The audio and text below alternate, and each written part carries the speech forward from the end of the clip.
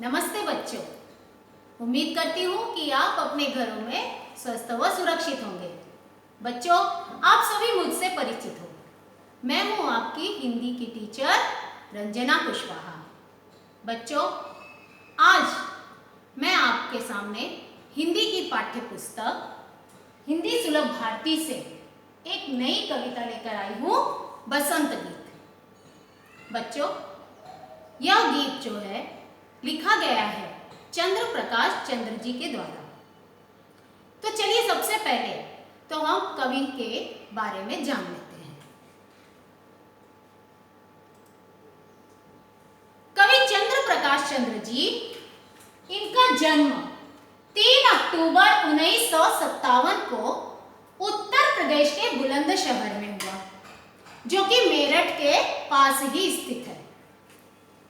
इन्होंने कई रचनाएं रची हैं। उन रचनाओं में ख्याल ऊपर और ऊपर यह उनके द्वारा लिखी गई एक लघु कथा है, एक छोटी सी कथा है। इसके अलावा टेलीफिल्म, गीत, बाल गीत आदि रचनाएं भी इनके द्वारा की गई हैं। बच्चों, चंद्र प्रकाश चंद्र जी एक कवि, लेखक, निर्देशक, अभिनेता, या अगर हम कहें इनके बारे में कि ये बहुप्रतिभा के धनी हैं, तो यह बात गलत नहीं होगी। अर्थात कवि चंद्र प्रकाश चंद्र जी कई गुणों के धनी हैं। वे एक कवि भी हैं, लेखक भी हैं, निर्देशक अर्थात डायरेक्टर, वे अभिनेता भी हैं, अभिनय भी करते हैं, अर्थात वे एक एक्टर भी हैं। तो इस तरह से वे बहुप्रतिभा के धनी हुए। आपने विविध पत्र पत्रिकाओं में लेखन किया है। बच्चों, पत्र पत्रिकाओं का मतलब होता है मैगजीन। तो इन्होंने कई पत्र पत्रिकाओं में भी लेखन का कार्य किया हुआ है।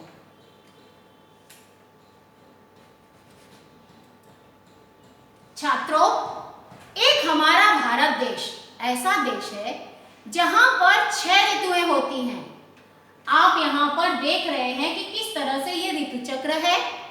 इस ऋतु चक्र को अगर आप गौर से देखिए तो देखिए यहां पर वसंत, ग्रीष्म, वर्षा, शरद, हेमंत और शिशिर, ये ऋतुएं अपने क्रम के अनुसार बारी बारी से आती हैं।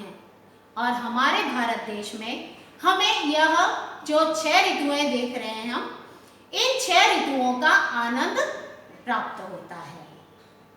तो बच्चों देखिए जरा, इन 6 ऋतुओं में एक वसंत ऋतु ऐसी ऋतु होती है जिसे बहुत अधिक महत्व दिया जाता है। बच्चों, वसंत ऋतु में चारों ओर बहार छा जाती है।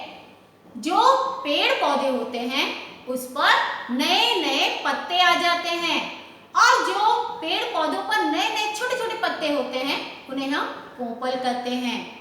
जो बाग बगीचे होते हैं वे रंग बिरंगे फूलों से भर जाते हैं। उनकी सुगंध चारों ओर वातावरण में फैल जाती है। और इसी मौसम में, इसी वसंत ऋतु में हर्ष उल्लास के साथ में पशु पक्षियों पर इसका काफी गहरा असर होता है। बसंत ऋतु है ही इतनी अच्छी सुंदर ऋतु। तो बच्चों, हम इस वसंत ऋतु के बारे में थोड़ा और जान लेते हैं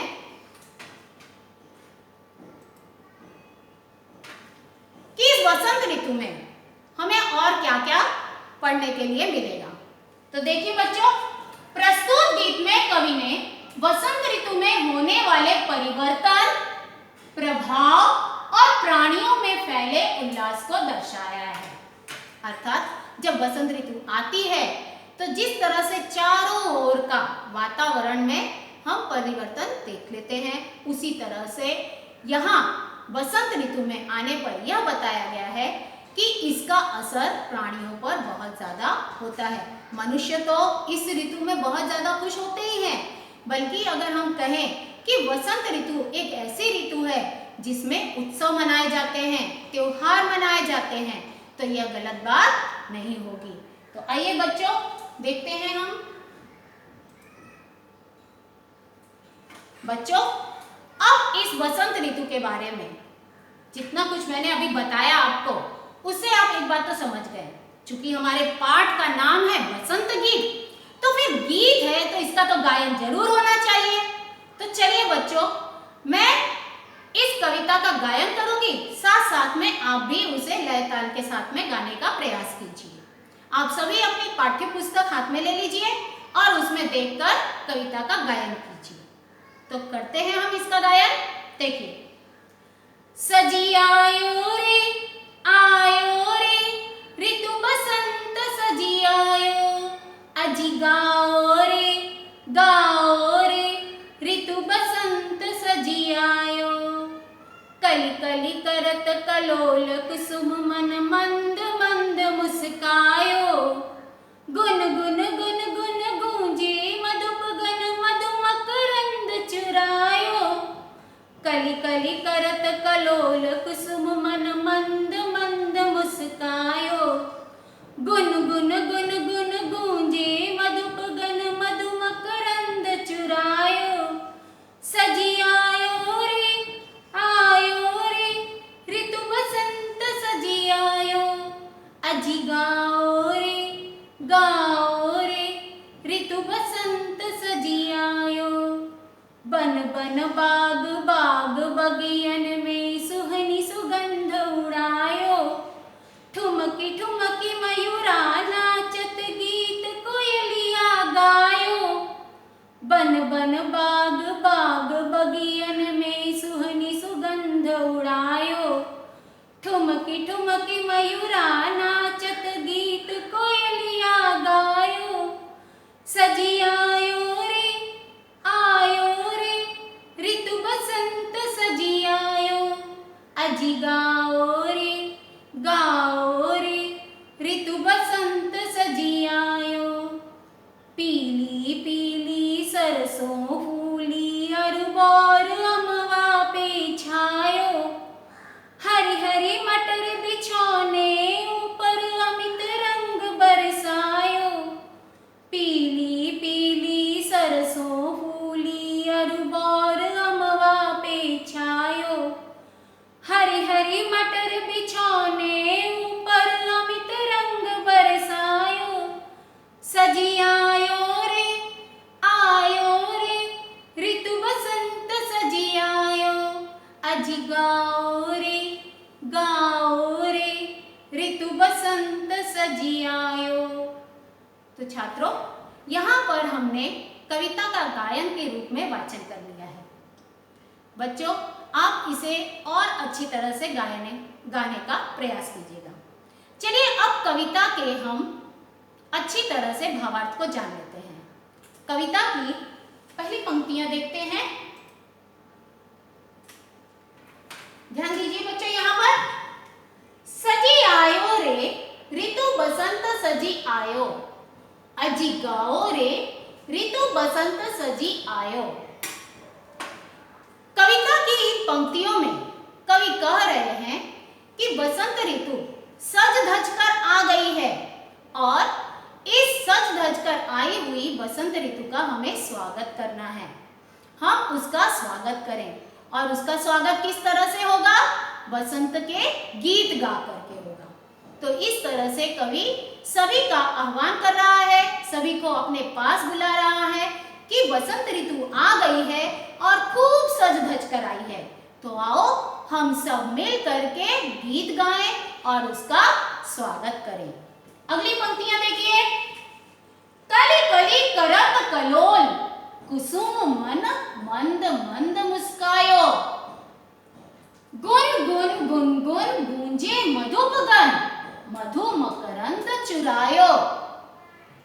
छात्रों, कवि इन पंक्तियों में कह रहे हैं कि वसंत ऋतु के आने पर जो कलियां होती हैं वे खिल उठती हैं और उनके खिलने पर वे इस तरह से लगती हैं जैसे कि वे क्रीड़ा कर रही हैं, अर्थात कुछ खेल रही हैं। और उनको इस तरह से क्रीड़ा करते हुए जो फूल होते हैं उनका मन भी धीरे धीरे मुस्कुराने लगता है, अर्थात कलियां चटक करके खिल रही हैं, अर्थात वे क्रीड़ा कर रही हैं और उन्हें देख करके फूलों का मन भी धीरे धीरे मुस्कुरा उठा है, वे मुस्कुराने लग गए हैं। अगली पंक्ति है, गुनगुन गुनगुन गूंजे मधुपगन मधु मकरंद चुरायो। बच्चों, जब कलियां खिलती हैं और पूर्ण रूप से वे फूल का रूप धारण कर लेती हैं तो क्या होता है कि जो काले रंग का एक छोटा सा कीट होता है जिसे हम भौरा कहते हैं, यह भौरा गुनगुनाते हुए उन फूलों पर मंडराने लग जाता है और वहां आकर के वो फूलों पर आकर के उसका रस चुराने के लिए बैठ जाता है। तो वसंत ऋतु में जहां पर कलियां खिल उठती हैं और फूल का रूप धारण कर लेती हैं तो उन खिले हुए फूलों में बहुत सारा रस आ जाता है और उस रस को चुराने के लिए भौरा वहां पर गुनगुनाते हुए पहुंच जाता है। आप इस चित्र में देख सकते हैं कि किस तरह से फूलों के ऊपर, एक फूल के ऊपर यहाँ पर भौरा रस चूसता हुआ दिखाई दे रहा है। बच्चों, यहाँ पर मैं आपको कुछ शब्दों का अर्थ बता दूं। कलोल का अर्थ होता है क्रीड़ा करना, कुसुम अर्थात पुष्प या हम उसे फूल भी कर सकते हैं। मधु जिसका अर्थ होता है भौरा, एक छोटा सा कीट होता है। मधु अर्थात शहद जो बहुत ही मीठा होता है। मकरंद जिसे हम फूलों का रस या पराग भी कर सकते हैं। चलिए बढ़ते हैं कविता की अगली पंक्तियों की तरफ। देखिए यहाँ, सजी आयो रे ऋतु बसंत सजी आयो, अजी गाओ रे ऋतु बसंत सजी आयो। बन बन बाग बाग बगियन में सुहनी सुगंध उड़ायो। ठुमकी ठुमकी मयूरा नाचत गीत कोयलिया गायो। कवि ने यहाँ पर बसंत ऋतु के सज धज कर आने पर जो प्रकृति में परिवर्तन हुआ है उसका असर और कहाँ पर हुआ है यह बताने के लिए यहाँ पर उन्होंने कहा है कि वन वन अर्थात जो वन होते हैं उन्हें वन कहा जाता है, जो जंगल होते हैं उन्हें वन कहते हैं।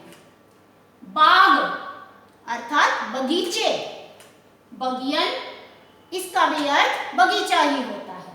तो जहाँ पर जंगल हैं, वन हैं, जो बाग बगीचे हैं, उन सभी जगहों पर सुहानी सुगंध उड़ायो। सुहानी का अर्थ होता है सुहानी। बसंत ऋतु में इन जगहों पर भी सुगंध उड़ती हुई महसूस होती है, अर्थात बहुत ही अच्छी भीनी भीनी खुशबू हमें वन बगीचे में सब जगह पर महसूस होने लग जाती है। अगली पंक्ति देखिए, ठुमकी ठुमकी मयूरा नाचत। जब बसंत ऋतु आती है तो मोर का मन भी पीछे नहीं रहता, वह खुशी के मारे ठुमक ठुमक कर नाचने लग जाता है, अपने पंखों को फैला लेता है और नाचता है। गीत कोयलिया गायो। बसंत ऋतु में कोयलिया मधुर संगीत सुनाने लग जाती है, गीत गाने लगती है। अर्थात हम कह सकते हैं कि बसंत ऋतु के आने पर वन, बाग, बगीचे चारों ओर पूरी तरह से सुहानी सी सुगंध से भर उठते हैं। इतना ही नहीं बल्कि जो मोर होता है वह अपने पंखों को फैलाकर ठुमक ठुमक कर नाचने लगता है और कोयल मधुर संगीत से सबका मन मोहने लग जाती है। चलिए बच्चों, अगली पंक्तियां देखें हम।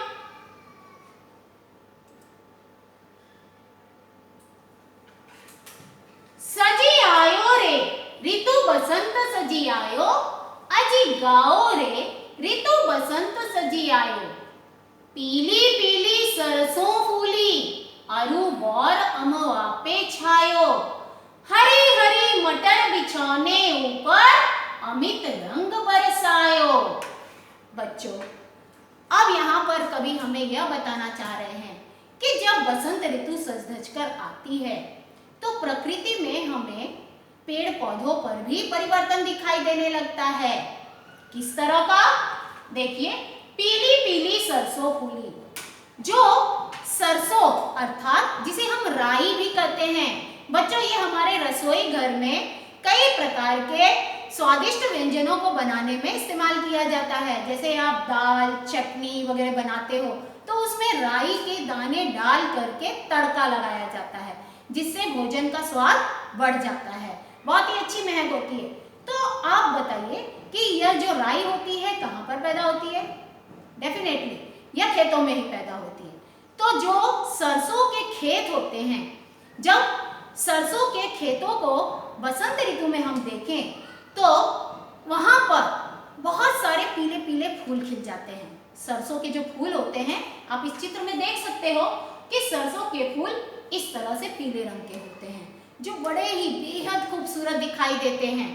और जब खेतों में पूरा सरसों का ही खेत हो तो सोचिए वह दृश्य कितना लुभावना, कितना खूबसूरत होगा। तो बसंत ऋतु में जो पीली सरसों होती है वह खेतों में फूल जाती है, अर्थात फूल आ जाते हैं। आरु वोर अमवापे छायो। आरु का मतलब होता है और, वोर का मतलब होता है आम के वृक्ष पर जो फूलों के गुच्छे होते हैं उन्हें बोर कहा जाता है। बच्चों याद रखिए, एक होता है बोर और दूसरा होता है बौर। एक बोर वो होता है जो फल के रूप में आप खाते हो और दूसरा होता है बौर जो हमें यहाँ पर कविता में दिखाई दे रहा है। तो यह जो बौर है इसका मतलब होता है जो आम का वृक्ष होता है उस पर फूलों के गुच्छे आते हैं, उन फूलों के गुच्छों को बौर कहा जाता है। तो अमवा अर्थात आम का जो पेड़ होता है, आम की जो मंजरी होती है उसे कहा जाता है। तो आम के पेड़ पर बौर जो है आच्छादित हो जाते हैं, पूरा आम का वृक्ष जो है आम के जो फूल होते हैं उनसे भर जाता है।